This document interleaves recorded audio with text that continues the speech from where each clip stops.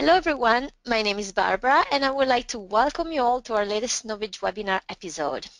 This week, introducing V-Ray 3.3 for Maya. Join Yana Andreeva, CG specialist at Chaos Group, as she walks you through the eagerly expected V-Ray 3.3 for Maya.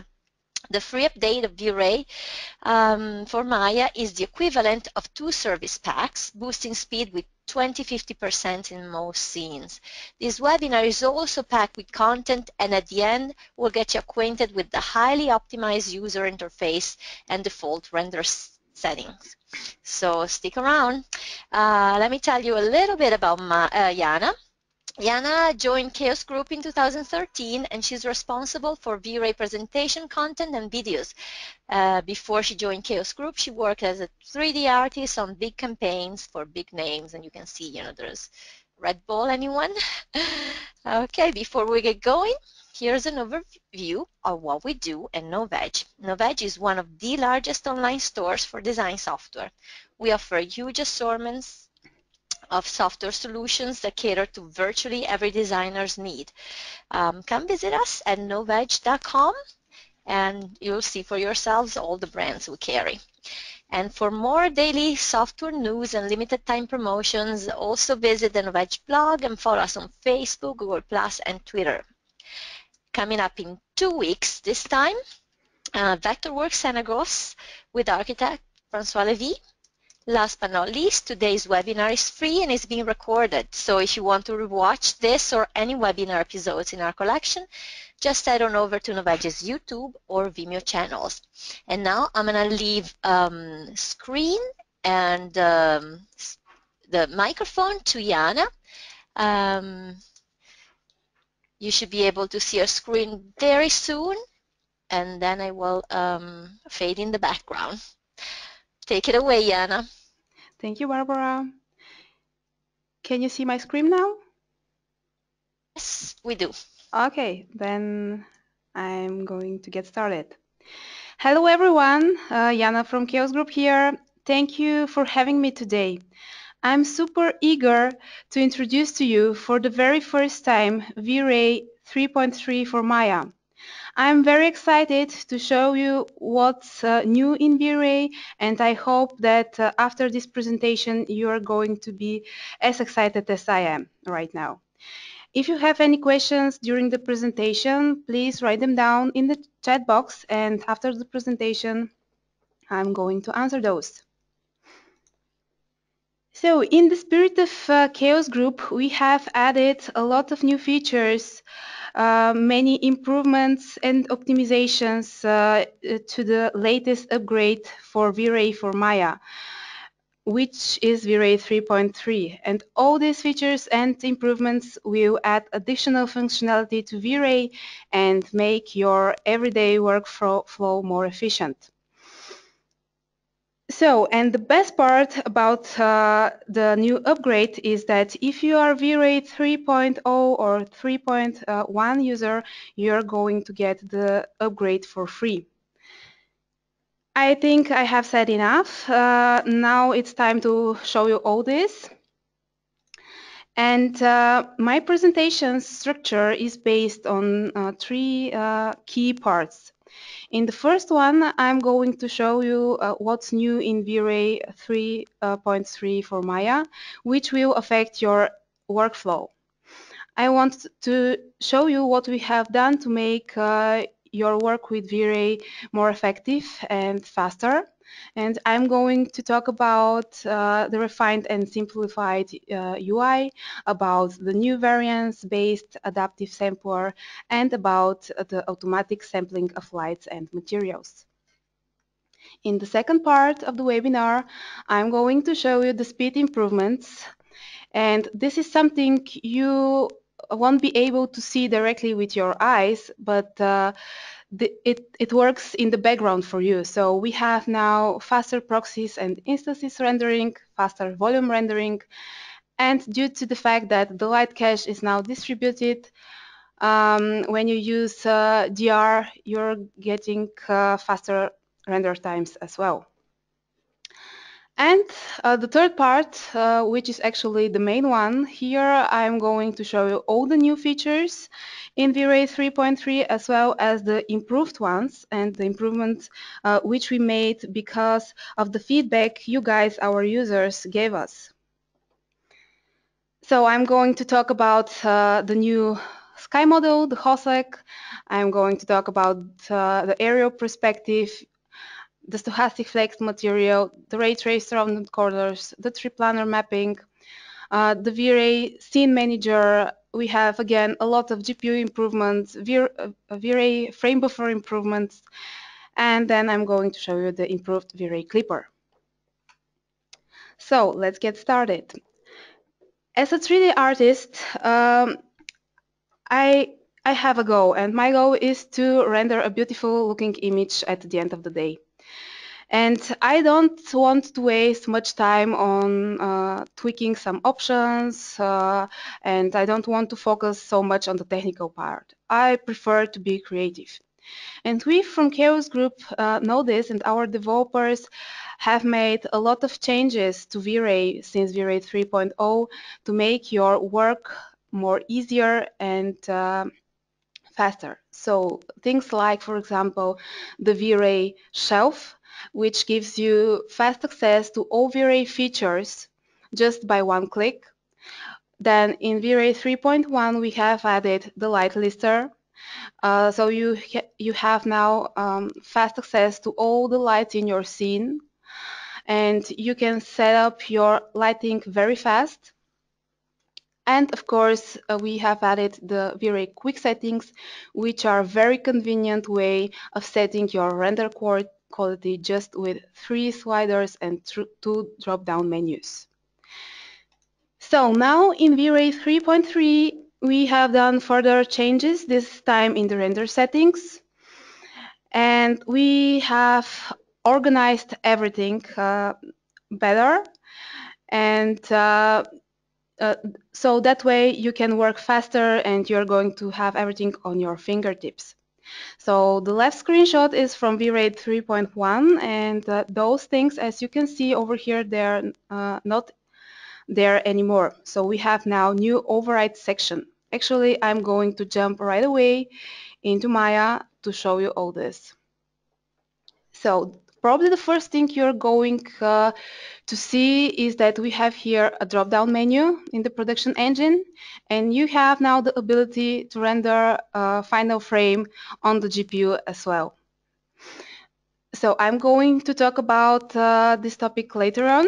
So as I mentioned, the camera is not here anymore. You can find the camera options over here. The lighting, materials, everything is better organized now in the new overrides tab in the render settings. As well, if you don't, for example, we have hidden some settings, for example, the distributed rendering. If you don't need and if you don't use distributed rendering, you don't have to see all the settings. And if you want to use distributed rendering, you just go over here, click on it, and you're going to see all these options. Then the RT is now called IPR. This is also a difference, and this is because in Maya it is called also that way. And previously, in order to render proxies or displacement, we needed to toggle some options over here. Now those options are in the geometry tab in the override section, and they are for the whole scene. Yeah. Then let's go back to the presentation because I want to talk about sampling now. Using V-Ray, you have probably noticed that sometimes V-Ray tended to undersample the darker areas. And our eyes were able to see that noise in the darker areas, but for V-Ray, there wasn't any noise. It was just invisible. So now with V-Ray 3.3, the way of sampling has changed. The V-Ray becomes smarter and analyzes the picture as a whole, not just on a pixel base. The noise threshold will be considered across the whole image, and this will result in consistent noise levels across the whole image and, of course, in visually more pleasant picture. Let's jump back to Maya. And I have made here two renders. The first one is this, rendered with V-Ray 3.1. I set the progressive render to 2 minutes, and this is the result what I get. Then the same scene I have rendered with V-Ray 3.3. Here it is, again for 2 minutes. And now I want to compare those two to show you the difference. So here is, this is A and this is B. And I'm going to zoom about 200% so you can see the difference better. And this is 3.1, and this is the new way of sampling. You can clearly see the difference. And you all know that when we have depth of field, we need to wait a little bit more in order to have a clean result. But for 2 minutes, with the new image sampler, where we got pretty better results. All right, and one more thing, that is not everything. Now V-Ray is even easier to use. We have now automatic sampling of lights and materials. And what I mean by that, let's open the settings of this light over here and take a look at the sampling options. And you can probably notice that the subdivisions are turned off. The same will be in the materials. And this is because now V-Ray will take care of everything. You just need to focus on two very important parameters, and those are the maximum subdivisions and the noise threshold. Using those two parameters, you're going to get a perfectly clean image in the progressive and as well as in the adaptive image sampler. So I just want to mention one more thing, and this is if you have set your scene with 3.1 and you want to render your old scene with the new adaptive with the variance-based image sampler, you need to activate it. To do that, you need this small script over here. You can find it in the forum as well.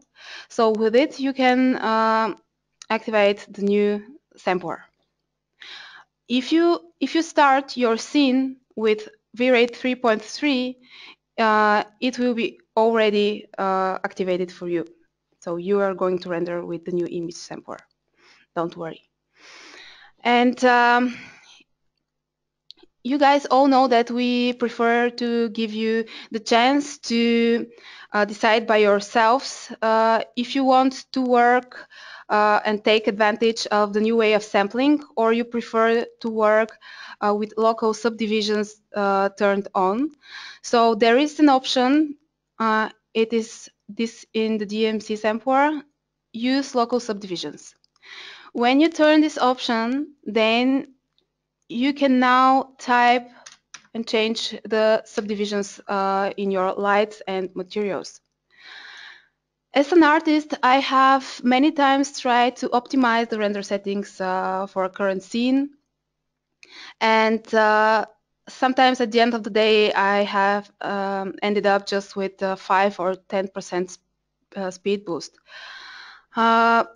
which is, it turned out the time which I have invested in tweaking some options wasn't worth it at all. And why I have just I just needed to click on the render button, and everything will be fine. So I strongly suggest you to take advantage of the new way of sampling. and work with use local subdivisions of, believe in the decisions which V-Ray will take, and because our developers make V-Ray now more self-aware. So when I ask a few 3D artists which is the most important thing for them in order to deliver on time, I'm pretty sure that the most of them will say, the speed is the most important thing because we want faster rendering. And everybody wants faster rendering. And this is because nobody wants to wait, right? And since V-Ray 3.0, we have made major speed improvements. And in V-Ray 3.0 became up to 30% faster than V-Ray 2.4. And this is thanks to the core optimizations made for V-Ray 3.0, thanks to the embry option, thanks to the dynamic bucket splitting. We had also enormous speed improvements by hair rendering, up to 300% faster hair rendering.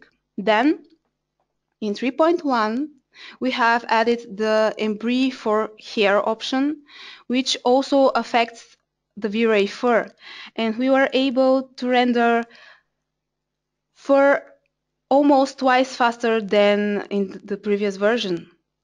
We also had in 3.1 faster proxies and instances rendering, up to 25%. And now, surprise, again, faster proxies and instances rendering. And in order to show you this, I have a short video for you. And here I have set this scene with a lot of proxies. As you can see over here in my outliner, everything is proxy. Each grass over here is a proxy. So, and I'm rendering the same scene in V-Ray 3.1 and in V-Ray 3.3, and you're going to see the difference. So 6 minutes for V-Ray and 17 seconds for V-Ray 3.3, and 7 minutes and 10 seconds for V-Ray 3.1. So then we have also faster volume rendering, and this is thanks to the option called Probabilistic Volumetrics. Let me show you this as well. So here in this scene, I have a lot of volume grids, as you can see. And the smoke for the train was made with Phoenix FD. And here is the option in the volumetrics, in the override tab, what I'm talking about. And on the left side, I'm rendering with this option off, and here with the probabilistic volumetrics on. And let's see the result. So with this option off, V-Ray rendered the image for 3 minutes and 36 seconds, and with the probabilistic volumetrics on for 2 minutes and 49 seconds. And if you take a closer look, you can even see that over here I have a little bit more noise than with the probabilistic shading volumetrics on. So really nice results here. And what the probabilistic volumetrics does is that the volumetrics will select just a few samples along each ray based on the density of the smoke, and we'll evaluate the volume lighting at those points. And if you have this option disabled, then the volumetrics, the light will be evaluated on each step. So just to keep this in mind. All right, then now we have also the ability to distribute the light cache.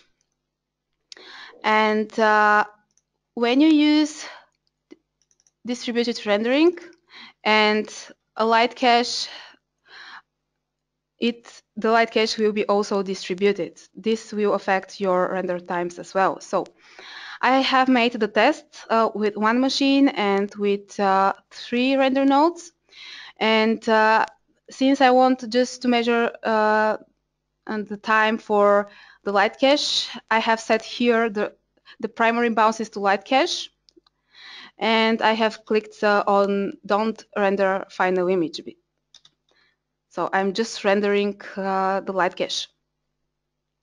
On the left side, distributed rendering off, and on the right side, distributed rendering on with 2 additional render nodes. And let's take a look at the result. So the first one was ready in 2 minutes and 36 seconds with the calculation of the light cache, and the second one with the single render node, it took about 5 minutes and 33 seconds. Of course, if you have more machines, the speed boost will be even higher. So now it's time to show you all the new features, starting with the new sky model, the HOSEC. And for that, I need to open my next scene.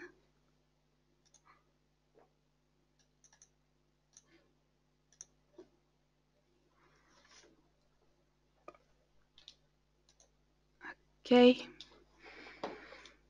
And I'm going to start the IPR.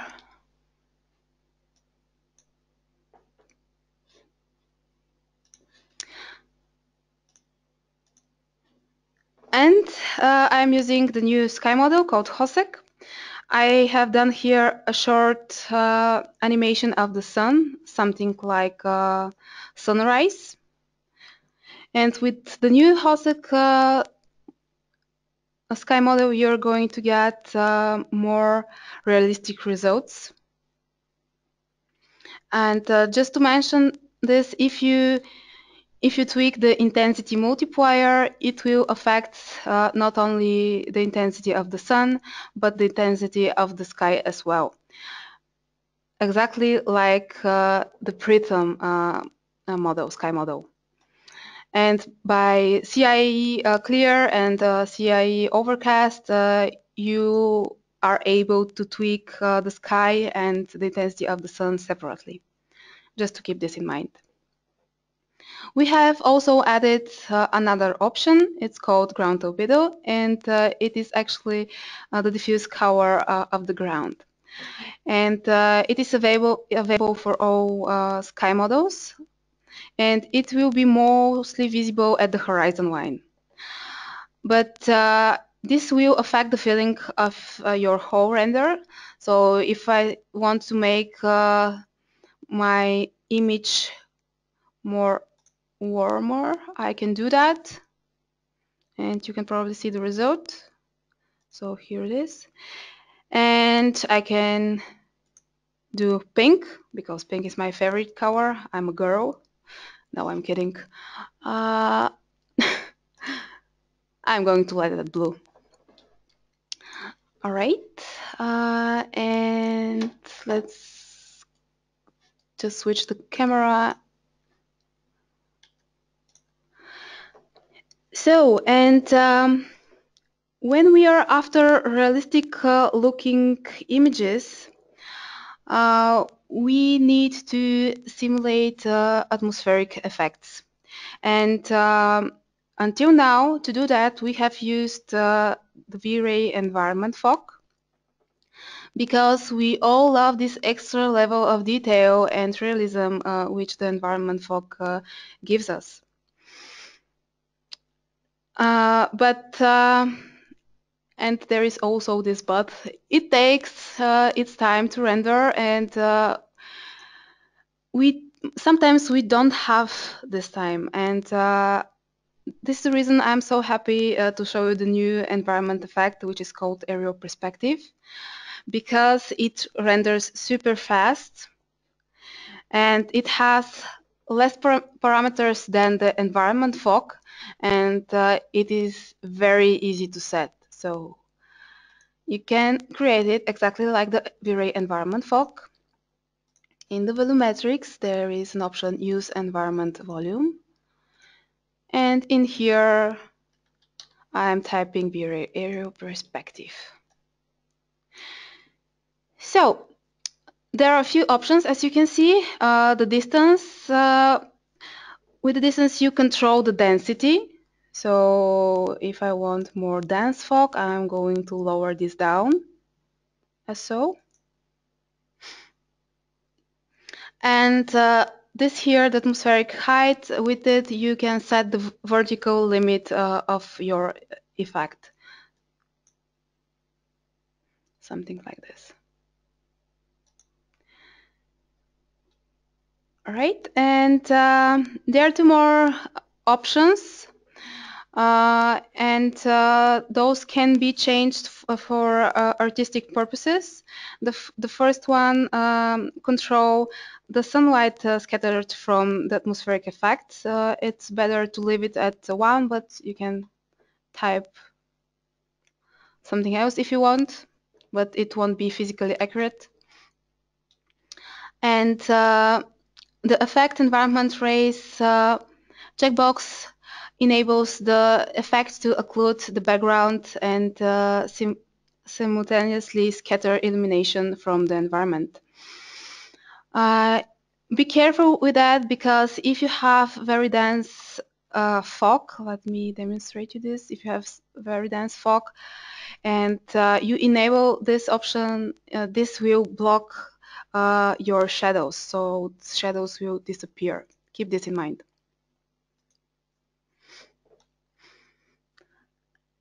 So there, as I said, there are some limitations to the aerial perspective. You cannot render, for example, volumetric effects like God rays, but it renders super fast, and it is easy to set. It's just perfect for outdoor visualization because it gives you extra level of detail.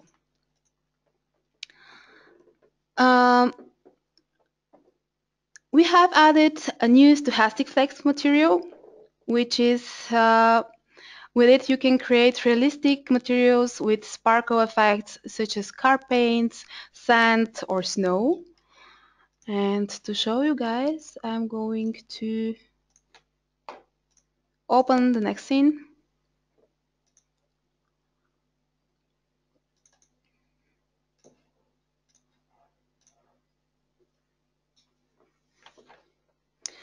All right, and again, I'm going to start the IPR,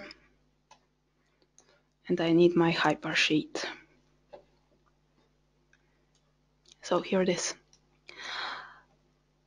On the car, I have applied this blend material, nothing special, just a base with the blue color and the coat material on top of it. Now I'm going to add V-Ray stochastic material.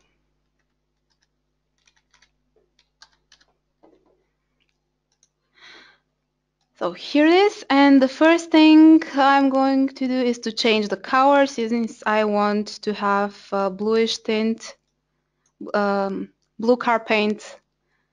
I need to tint the flakes. And let's take a look at the options. The first one is the number of flakes. It's pretty much self-explanatory. If you want more flakes, you just need to increase the number of the flakes. Then we have the highlight glossiness, and this parameter controls the distribution of the flakes. So if your values are close to 1, the flakes will be oriented along the surface. And if you use lower values, this will randomize um, the normals of the flakes, let's say 7 or 2.7 or so.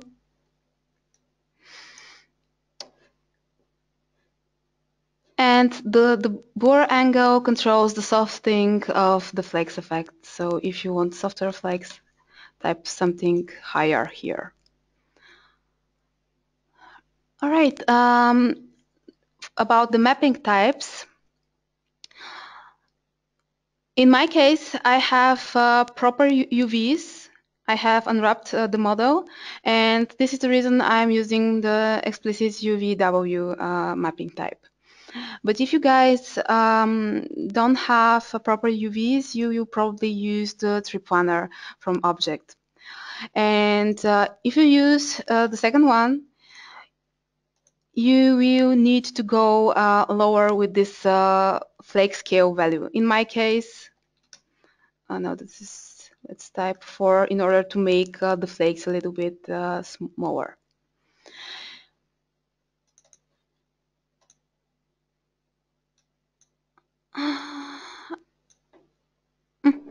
Probably now you can see the flakes better.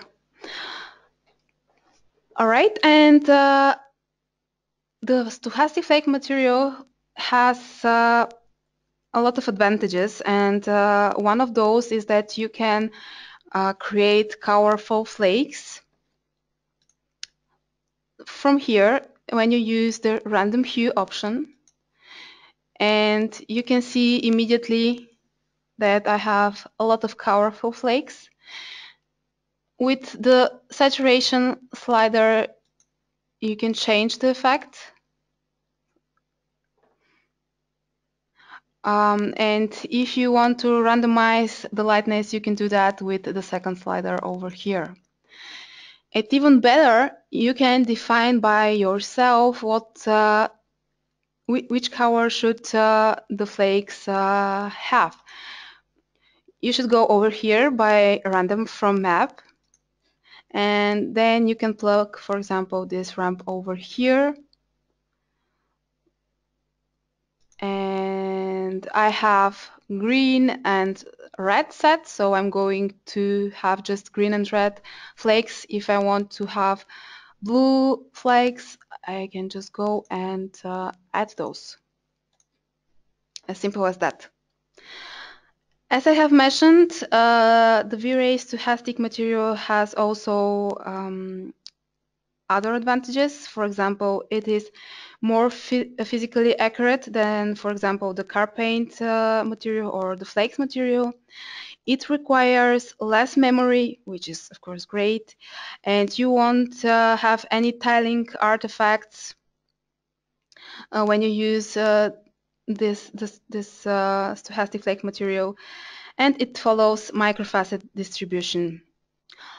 I have made the flakes pretty big, so you can see the differences, but of course you have the opportunity to make them smaller,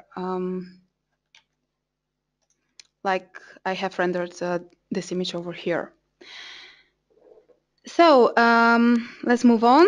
And you all know that in the nature, everything has smooth, beveled edges, even the very, very thin surfaces. And probably this is one of the first rules which we have to know and to take in consideration when we learn how to model, that we need to make those bevels. But let's say that I have this scene and I don't have this time to model all these bevels. The deadline is coming, or I'm just too lazy and I don't want to model these bevels. Or third scenario, I just want to keep the poly count of my scene as low as possible. Well, so 3 scenarios, and the solution is one, and this is the ray traced rounded corners in V-Ray. Let me show you how this works.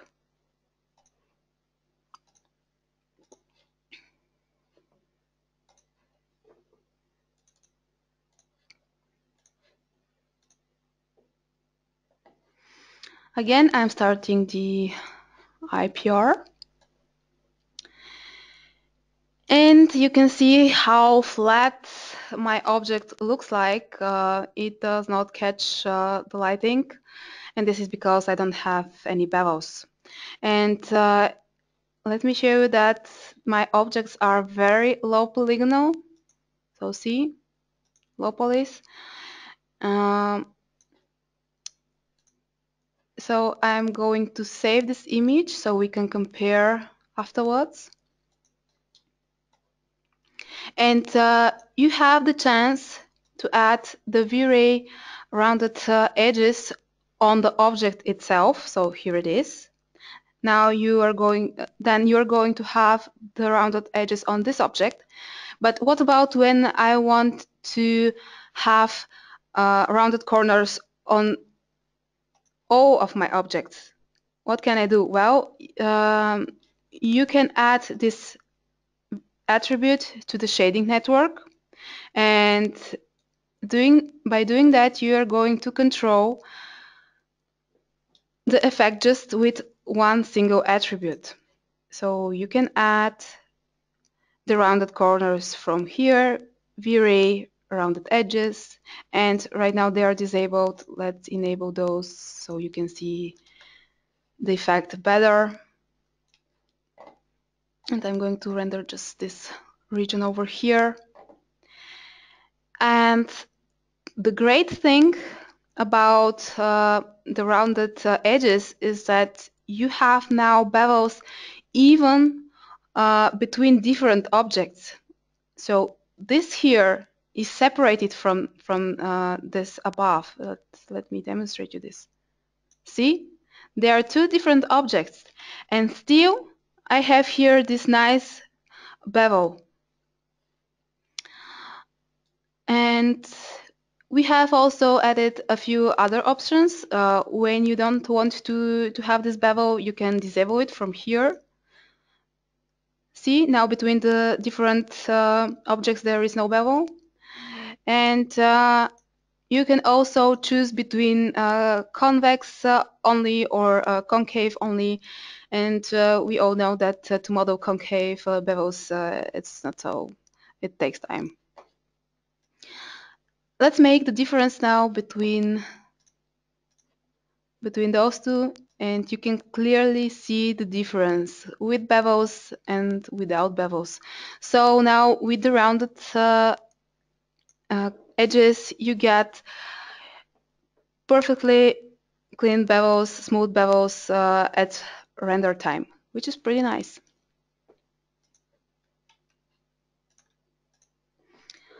All right, let's talk about unwrapping.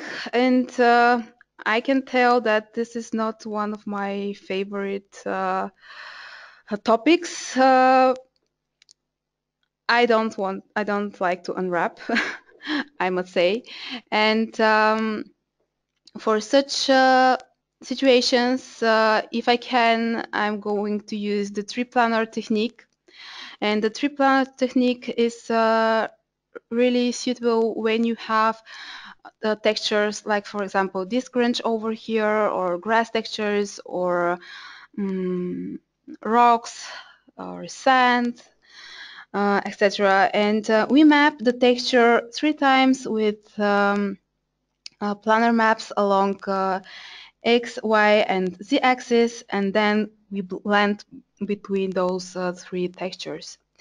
And now in V-Ray we have the V-Ray tri-planar texture, which blends really very smoothly between the 3 textures. And we have also random options for the tiling, which will give you more natural looking results. And to show you this, I need to open the next scene.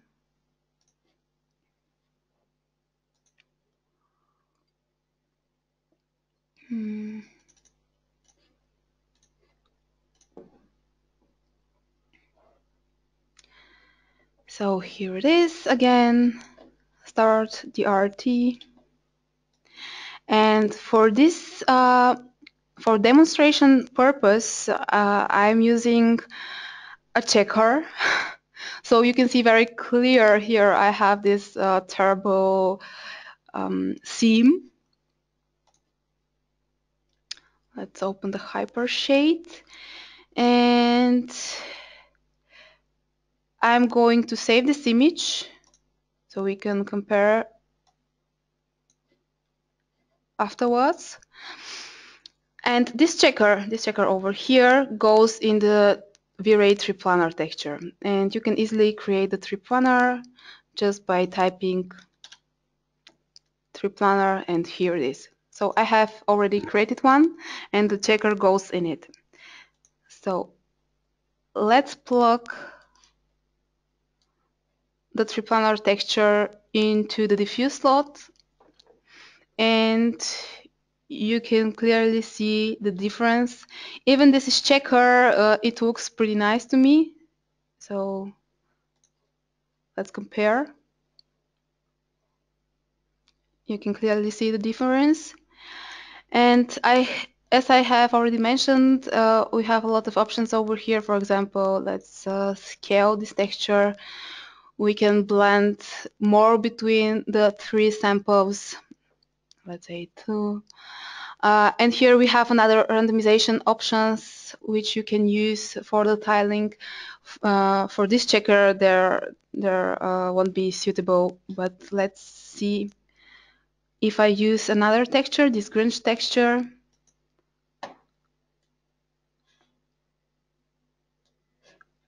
So here it is.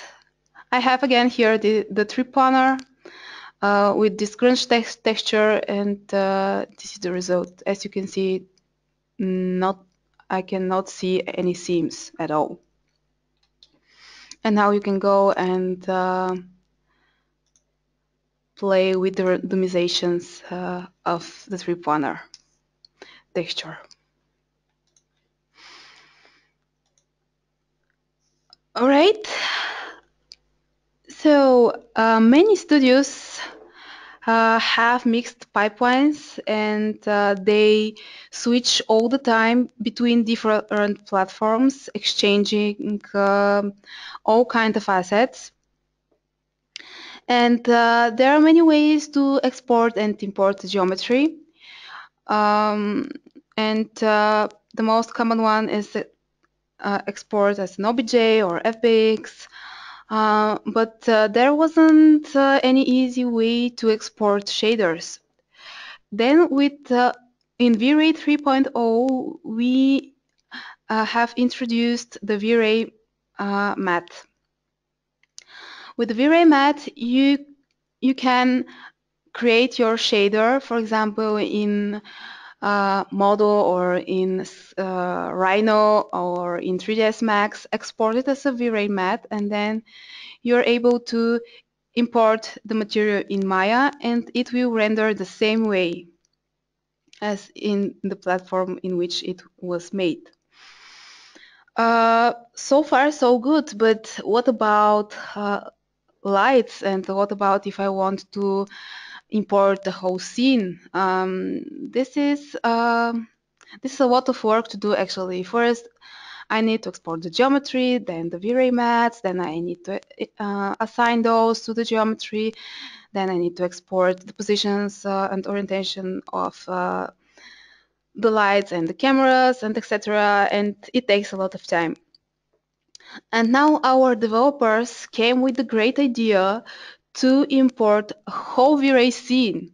And this is now possible with the new tool called V-Ray Scene Manager. Let me show you this.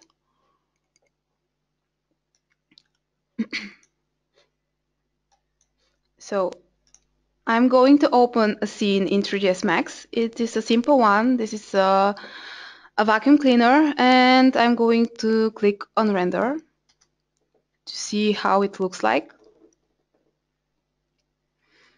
It has a light source above and shaders applied on it. So this is how it looks like. Then I'm going to jump back to Maya. open my next scene.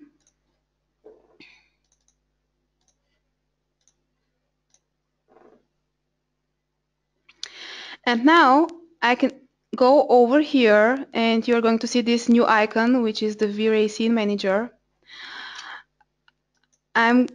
Of course, I have exported the scene previously as a V-Ray scene, so we don't waste time. And here is the vacuum cleaner V-Ray scene. And I have the opportunity to import the V-Ray scene as one single object. And since this come from 3ds Max, I need to flip the axis.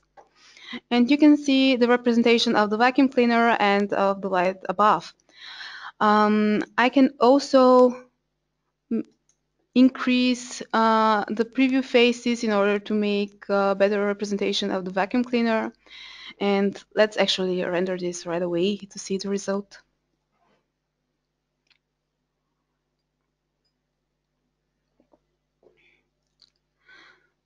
So this is actually absolutely the same vacuum cleaner as in 3ds Max.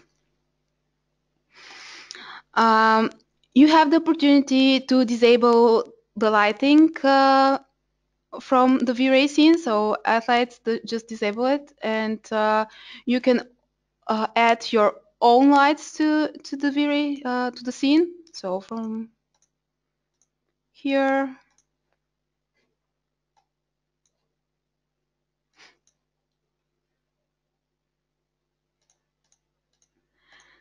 so this is very easy way to exchange some assets between different platforms.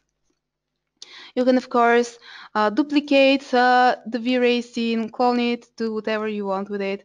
And you can render displacement or hair, whatever the V-Ray scene support, you can render it in here. So let's talk about the GPU improvements. Nowadays, more and more users want to render on their graphic cards. And this is because the GPU became a very powerful rendering tool. Even movies are rendered on the GPU. Such example is the short film Construct by Kevin Margot, a lead artist in Boer Studio, who has rendered his entire short film using V-Ray and multiple VCAs. And this is why our developers put so much effort in improving the GPU rendering in V-Ray. And with every upgrade of V-Ray, you have a lot of GPU improvements added. So let's see what's in the latest upgrade. Back to Maya.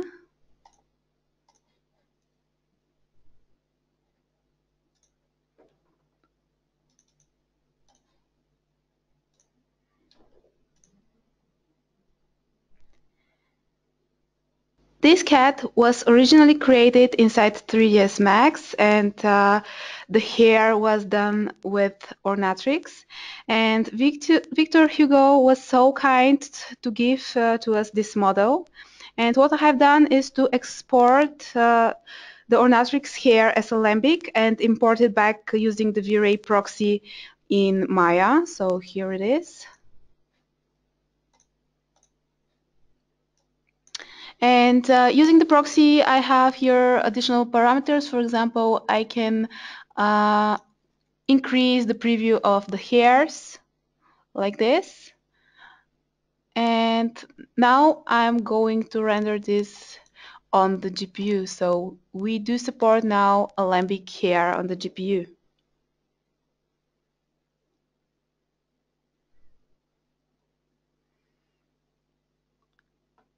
And I can see immediately that the hair is too thin because I can see the skin. And what I can do is to increase the width multiplier. So let's type something like 5 or so.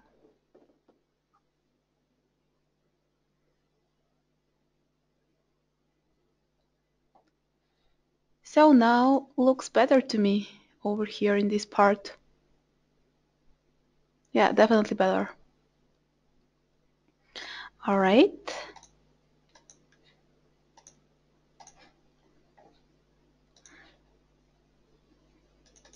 And in the next scene, I want to show you that we do support also Alembic particles on the GPU. So over here, I have this particle system created in Maya.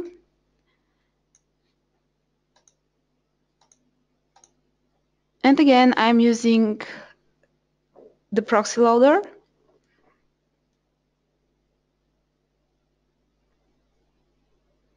And let's change the particles preview.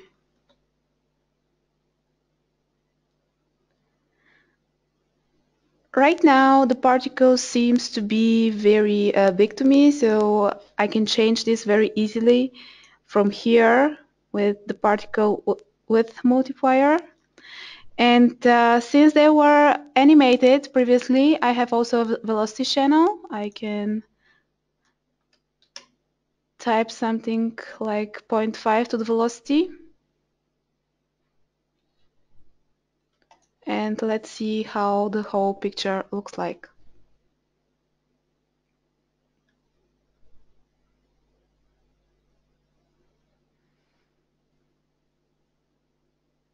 All right then. So in Maya 2016 extension 1, Autodesk have added a lot of new shading nodes, and I want to show you that we do support them. So I need my next scene for that.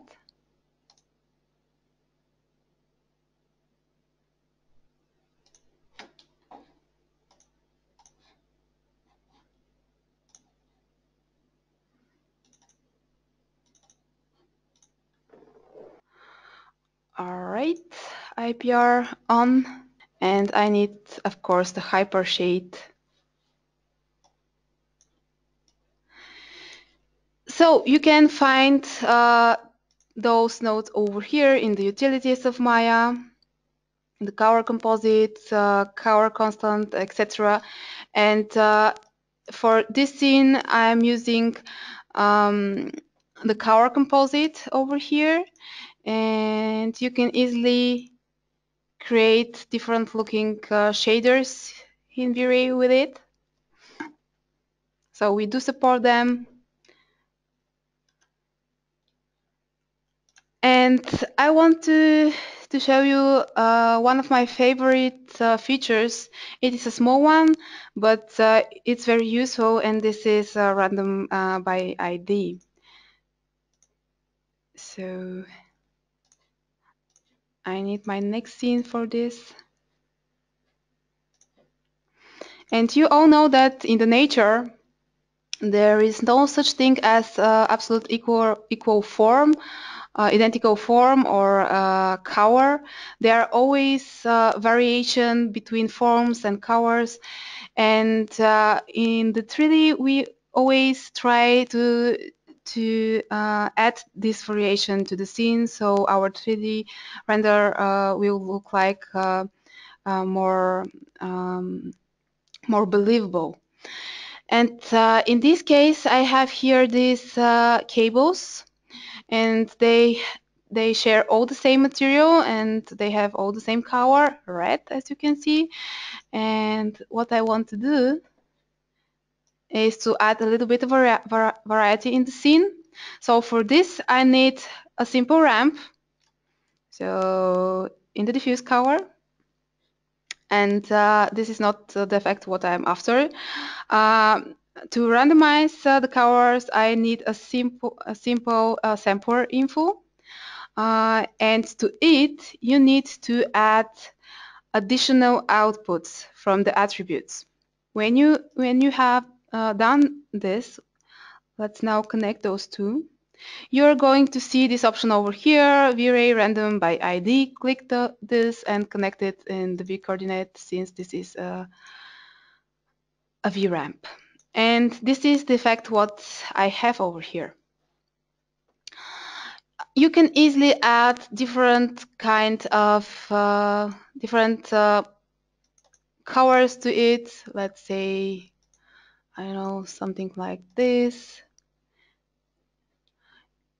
and or this, etc. All right, you get the idea. It's very useful. It's a very useful feature. You can use it for leaves, for example, or whatever you want. And yeah, I need to jump back to the presentation since I have two more things to show you. And the first one is actually the improvements which we have added to the V-Ray frame buffer. So actually for that, I won't even open another scene. I'm going to use just the V-Ray frame buffer and my history. When I load an image directly now from the history, like this, V-Ray will load the color corrections from this current scene over here. And what about if I want to have the color corrections applied on that particular image? Well, now the color corrections are saved in the V-Ray image, and you can very easily load those when you click on the right mouse button. And here you're going to find load color corrections. So load those, and voila.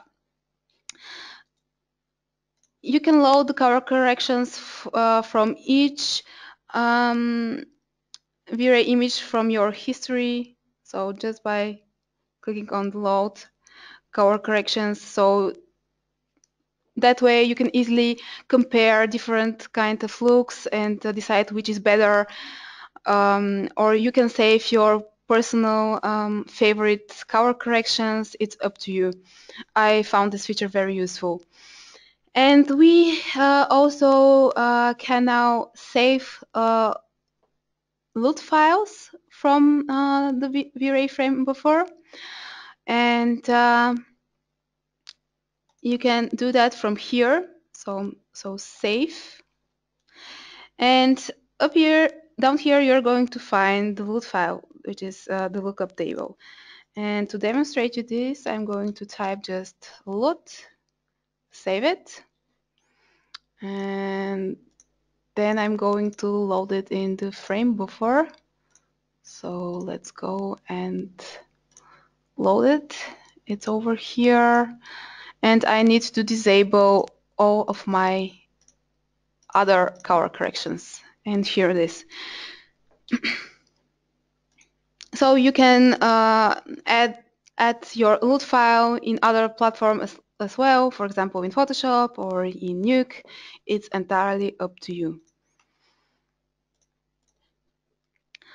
So let's say that you're working on a product shot and the client wants to that you cut the whole object in half, so you can show the audience what's inside it and how it looks like. Then you need to make a section view of this object, and first this will take time. There are many ways to do that, of course, but most of the times you're going to end up with bad geometry, which you need to fix afterwards manually. Also, you need to fill the empty gaps, the empty sections. And if you want to animate this effect, you can end up with artifacts in the animation. And in V-Ray 3.0, we have addressed this issue by introducing the V-Ray clipper. And the V-Ray clipper originally was a plane, and it cuts the geometry at render time. It does not affect your geometry at all, which is a big advantage. Plus, it fills the empty gaps for you, and it works perfectly with animation, in animation.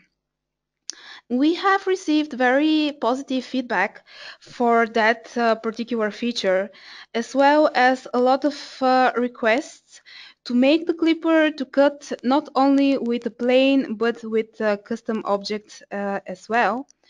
And because your requests are important for us, our developers made that happen. Let me show you this.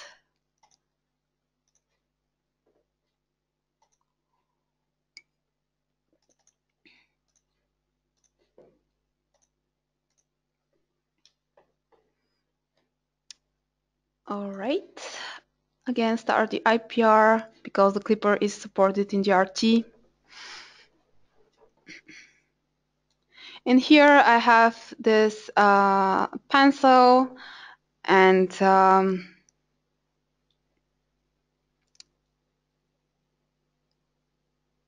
now I want to cut the pencil with the V-Ray clipper. What I need to do, first I have here this geometry which is hidden. Let me just very fast show it to you. So it is this one. Nothing special. And what I need to do is to select the geometry, then go over here in the V-Ray shelf, click on the V-Ray clipper, and the V-Ray clipper knows now that it needs to use the mesh mode over here. So we need to say to the V-Ray clipper also what to cut. So we want to include the pencil. So click over here and select the pencil. And we can also use the use object material checkbox to have this shaded. And I have here added a few more geometries to cut with, but the clippers are disabled. I'm going to enable those.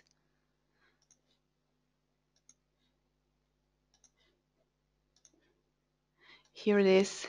So you can use any kind of mesh to cut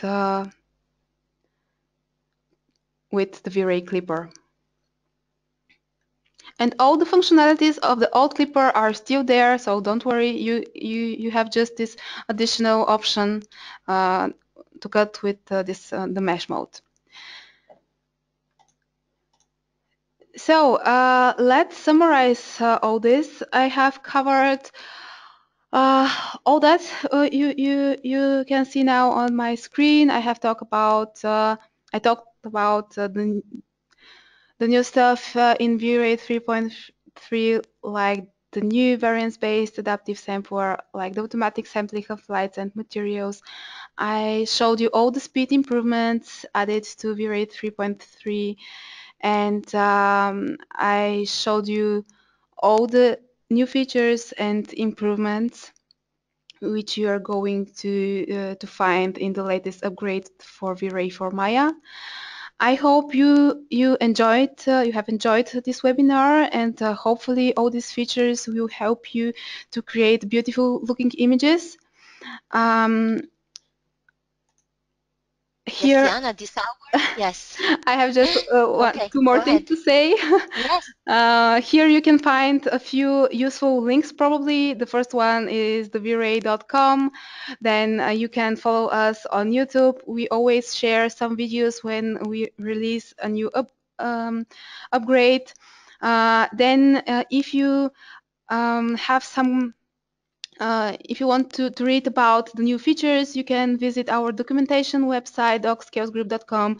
And of course, if you have some issues, or if you want just to share something with us, you can go on our forum and to post something. There you are going to meet my kind colleagues from the support team, as well as the developers as well. So thank you all very much for your attention. I hope you enjoyed the webinar. And I'm running out of time, so thank you once more. that was all. No, that was great. This hour flew by, Yana. I don't know. I like I was in a time warp. We have a lot of questions. Would you like to address some? And maybe what we can do, if we can't answer all of them, I can send them to you, and then you can write the answer to me, and then I'll write them in a Yes, blog of course. post. This will Okay, be so great. this is very easy, and it will be very quick. What kind of workstation did you use for this presentation? For this presentation, I have a 6-core machine with 24 gig of RAM, and about the graphic card probably you want to know. It's Tesla K40. Okay. Will we get this last clipper feature in a version of V-Rain and for Rhino too, you Uh, think? I cannot tell actually when this will happen, but I hope very soon. The developers are working on it, so hopefully very soon. Okay. Okay, great. With Scene Manager, it is possible to import a 3ds Max scene with texture maps, and the result of procedural nodes of 3ds Max, such as Burcom maps. Well, I said that if the V-Ray scene supports it, you should be able to render this in Maya as well. Can we have a material sampler lister to change sampling of materials at once? Okay, this is something like a request to our developers, probably. I think so. All right. Yes, that's a plea. So that's it's good to have feedback. Yeah. Well, as I mentioned, using the new approach with subdivisions turned off, with the local subdivisions turned off, you probably won't need this anymore. Okay, great. So I have a few other questions here and there, but I think you will have to read them and go back to the point of the presentation where they Mhm. were requests. So I'm gonna write them to you, and then we can sort them out, and then All right, I can of write the course. blog post if you don't mind. Okay, great. It really flew by, and this is, you should see the feedback we got. Best V-Ray webinar ever, great Oh, job. So thank you so pat much, guys. yourself on the shoulder. It was spectacular. Unfortunately, I will have to take the screen back. I know, No donate problem. me. I want to thank you Donate once me. more and to wish Yes. you have a nice day because I'm going to bed in a couple of hours. Fantastic. So You deserved a great night of sleep, and you should feel very good about yourself. And I want to thank everybody for attending this webinar. And I also want to remind everyone to visit the Novedge page here, novedge.com, where you can find the new V-Ray 3.3 for Maya, and which is a free upgrade for whoever has V-Ray 3.1. But if you haven't had a chance to use V-Ray yet, this is the time. Come and get in. It's a great deal at Novedge. Novedge is the best way to buy design software online. And for information on the latest specials and new releases, visit our Novedge blog, where we'll be post a Q&A that came up in this webinar, and also follow us on Facebook, Google Plus, or Twitter. Next webinar will be on Vectorworks and Argos. And thank you for joining us today. I remind everybody that this webinar has been recorded and will be posted on our YouTube and Vimeo channel as early as a couple of hours. So thanks again for joining us, and have a great day. Thank you, Yana. Looking forward to work with you again. thank you all.